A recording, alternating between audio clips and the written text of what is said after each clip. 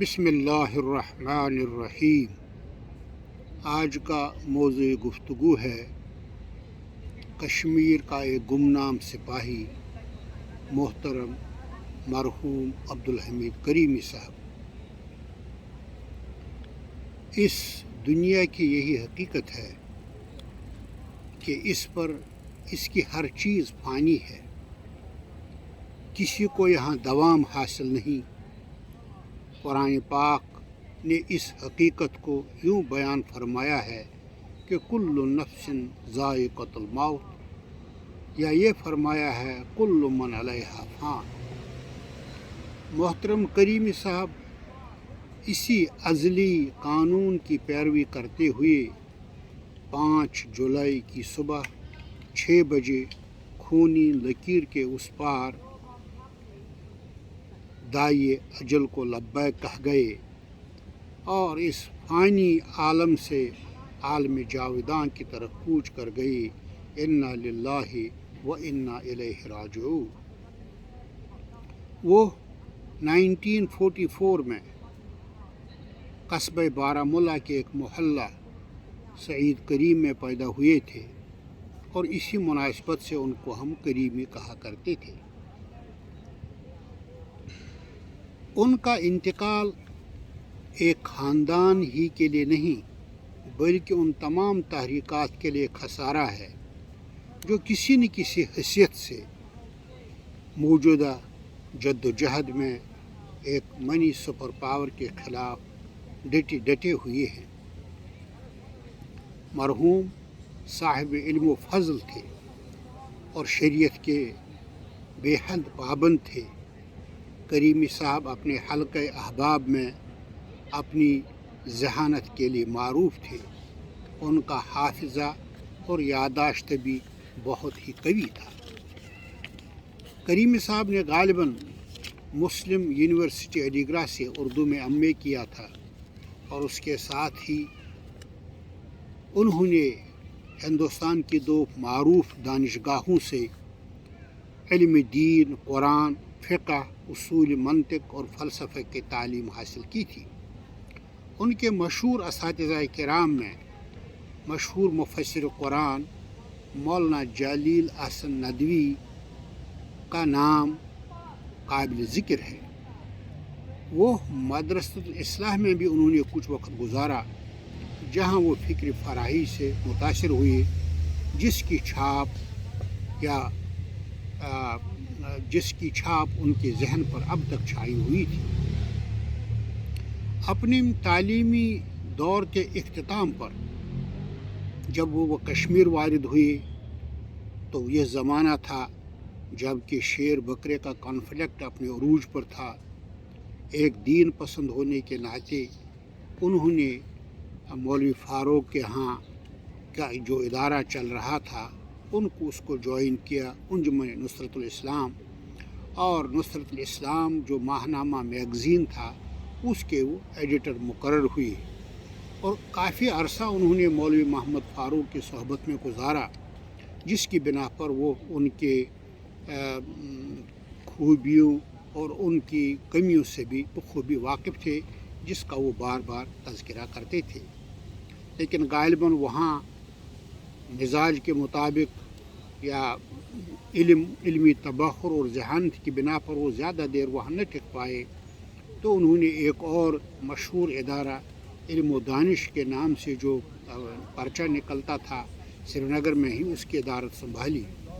Basically وہ جماعت اسلامی سے متاثر تھے اور اسی دوران ان کی ملاقات مولانا سعد الدین صاحب، مولانا غلام نبی نوشہری صاحب، مولانا غلام حکیم غلام نبی صاحب، مولانا احرار اور سید گیلانی جیسے اکابرین جماعت سے ہوئی اور وہ ان کے ساتھ منسلک ہوئی۔ لیکن اسی دوران انہوں نے کشمیر یونیورسٹی میں اپنے دوسرے ہم خیال احباب کے ساتھ ایک انسٹیٹیوشن، ایک ادارہ، ایک آرگنائزیشن قائم کی جس کا نام تھا SIO، اسٹوڈنٹس اسلامک آرگنائزیشن۔ اس میں میرے ذہن کے یادداشت کے مطابق اس کے ساتھ جو افراد منسلک تھے ان میں مرحوم ڈاکٹر محمد ایوب ٹھاکر صاحب، سید یونس گیلانی صاحب، ڈاکٹر غلام قادر وانی صاحب مرحوم، شیخ تجم الاسلام، غلام حسن بٹ صاحب، علی محمد ڈار صاحب، حمید اللہ بٹ صاحب اور محترم جناب محمد اعظم انقلابی صاحب تھے، اور جن کو ایگزیکٹو اختیار حاصل تھے۔ اور چونکہ یہ تنظیم انہوں نے نہ صرف مسئلہ کشمیر کو اجاگر کرنے کے لیے بلکہ نوجوانوں میں دینی روح پھونکنے کے لیے کشمیر کے طول و عرض کا دورہ بھی کیا۔ کریمی صاحب اس کے صدر منتخب ہوئے، جبکہ مرحوم غلام قادر وانی اس کے سیکرٹری بنائے گئے تھے۔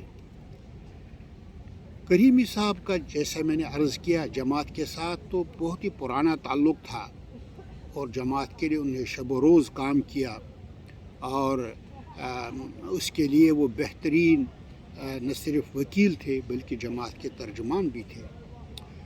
چونکہ اسی دوران انہوں نے بارہمولہ ضلع، جہاں پر لوگ جو ہے ماتھے کے بل پر ہی ماتھے کے بلوں پر بھی گرفت کرنے کی مہارت رکھتے ہیں، وہاں انہوں نے جماعت کا قیام عمل میں لایا، اور بعد میں وہ اس کے امیر حلقہ مقرر کیے گئے۔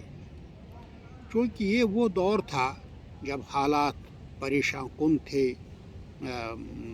جو ہے محض رائے شماری ایک طرف تھی، پیپلز لیگ بھی بنائی گئی تھی، جماعت اسلامی بھی وجود میں آئی گئی تھی، بہت ساری معاشر تنظیمیں جو ہیں وہ اپنا کام انجام دے رہی تھیں۔ مگر چونکہ کریمی صاحب مزاجاً بہت تند تھے، تیز تھے، لیکن حلیم البردبار بھی تھے۔ کشمیر میں ہمیشہ سے لوگوں کا استحصال ہوتا رہا ہے، خاص طور سے جو ٹیچرز، جو اساتذہ کرام تھے، ان کو ان کے حقوق نہیں دیے جاتے تھے۔ تو اس ضمن میں کریمی صاحب نے، چونکہ وہ خود بھی ٹیچر تھے، اپنے دوسرے معاشر اساتذہ کرام کے ساتھ ٹیچرز ایسوسیشن یا ٹیچر فیڈریشن کا وجود عمل میں لایا۔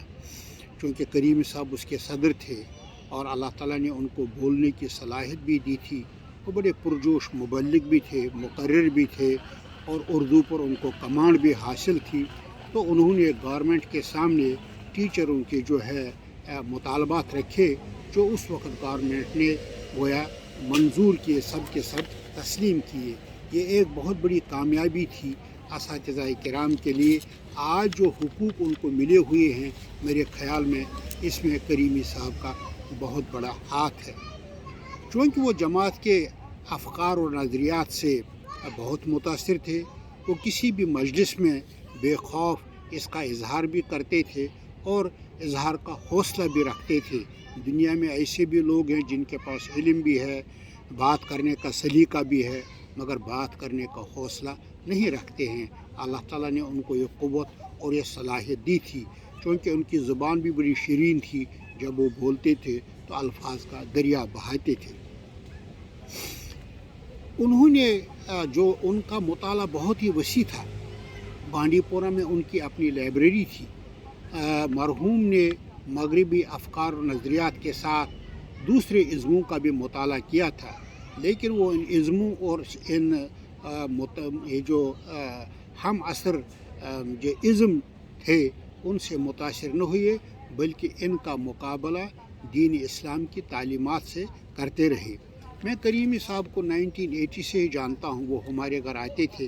میں بہت ہی چھوٹا تھا، نوجوان لڑکا تھا، تو وہ بڑی مشکل سے اردو بولتے تھے۔ میں نے ایک بار کریمی صاحب سے کہا، بھائی ہم سے کشمیری میں بات کیا کریں، یہ اردو میرے پلے نہیں پڑتی ہے۔ چونکہ میں غالباً 8ویں جماعت کا طالب علم رہا ہوگا، تو ظاہر ہے کشمیر میں اتنی اردو کہاں سے ہم سیکھتے تھے جب ہم 8ویں یا 9ویں میں پڑھتے تھے۔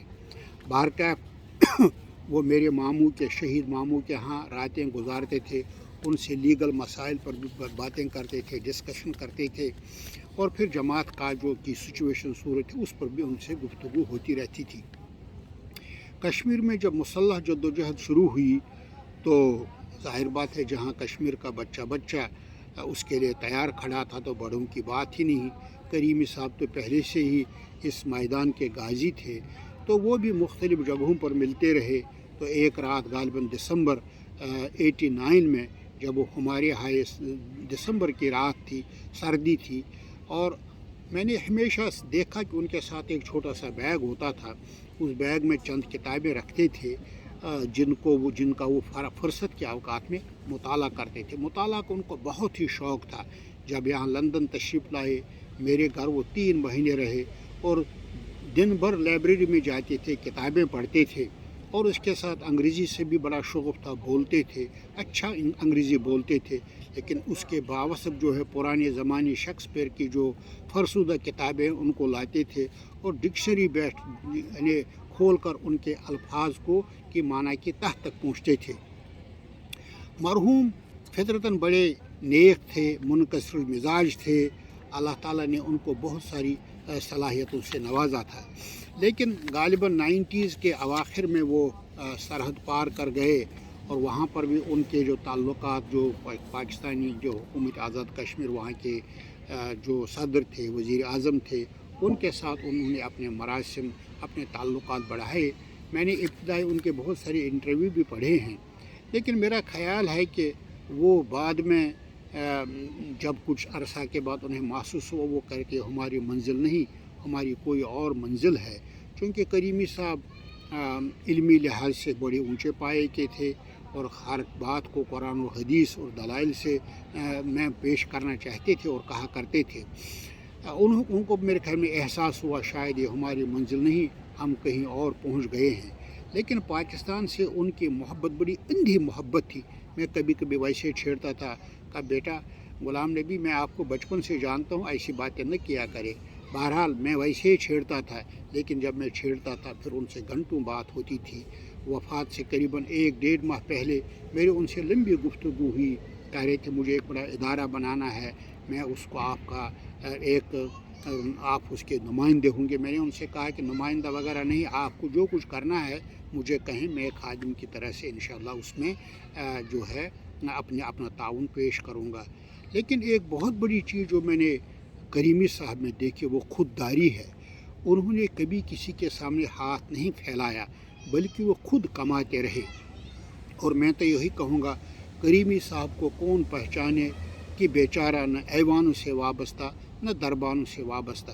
پاکستان جا کر لوگوں نے بڑی بڑی کوٹھیاں بنگلے بنائے ہیں، کروڑوں کی دولت کمائی ہے، لیکن یہ بیچارہ انتہائی صاف ستھرا، اور انہوں نے کسی کے سامنے نہ ہاتھ پھیلایا، بلکہ انہوں نے اپنا تعلیمی سفر جو ہے بدستور جاری رکھا، اور یہاں تک کہ 55 سال کی عمر میں انہوں نے پاکستان آزاد کشمیر میں ہی LLB کیا، اور پھر وہیں کی عدالت میں مقامی طور پر کام کرتے رہے۔ کیونکہ ان کا حال، وہ بڑے منکسر مزاج تھے، بڑے خلیق تھے، بلند اخلاق رکھتے تھے، اور انتہائی صاف ستھرے مزاج کے تھے۔ وہ آج کے ہمارے لیڈروں کی طرح ایکٹنگ نہیں کرتے تھے، جس طرح ہمارے لوگ آج کل جو دوسروں پر روک دبانے کے لیے ایکٹنگ کرتے ہیں۔ کریمی صاحب میں نے اس طرح کی کوئی چیز نہیں دیکھی، بلکہ انتہائی بردباری اور تحمل کے ساتھ وہ اور فطری طریقے سے وہ بات اپنی کر جاتے تھے۔ اللہ تعالیٰ نے کریمی صاحب کو جو ہے 3 بچوں سے نوازا تھا، 2 بیٹی 2 بیٹیاں اور 1 بیٹا، اور دونوں کو انہوں نے اسلامی تعلیمات سے روشناس کرایا اور آراستہ کیا۔ لیکن ان کی تربیت میں کریمی صاحب کے مقابلے میں ان کی اہل محترمہ امینہ کریمی کا سب سے بڑا رول ہے، جو خود بھی استاد تھی، معلمہ تھی، دین پسند خاتون ہیں۔ اللہ تعالیٰ ان کو صحت دے۔ 30 سالہ جد و جہد میں انہوں نے کن مصائب اور مشکلات کو دیکھا، کتنے صبر آزما مشکلات سے وہ گزری ہیں، یہ وہی جانتی ہیں۔ اور ان کے ہاں مہمانوں کا تانتا باندھا رہتا تھا، رات کو کھلاتے پلاتے تھے ان کو، اور صبح ان کو دعاؤں کے ساتھ رخصت کرتی تھی۔ اللہ تعالیٰ اس پارسا اور نیک خاتون کو صحت دے اور صبر دے، اور جن مرحلوں سے گزری ہے اللہ تعالیٰ ان کی جو یہ جتنے بھی کام کیے ہیں کشمیر کے لیے، کشمیری عوام کے لیے، کشمیری بچوں کے لیے، اس کو اپنی بارگاہ میں قبول فرمائے۔ میں انہی چند باتوں پر یہاں اپنی بات ختم کرتا ہوں۔ اللہ تعالیٰ کریمی صاحب کی زوجہ محترمہ کو صحت دے، تندرستی دے، ایمان سے نوازے اور کریمی صاحب کو جنت الفردوس میں اعلیٰ مقام عطا فرمائے۔ اللہم اغفر لہ ورحمہ ونور قبرہ، جزاکم اللہ خیرہ، احسن الجزا۔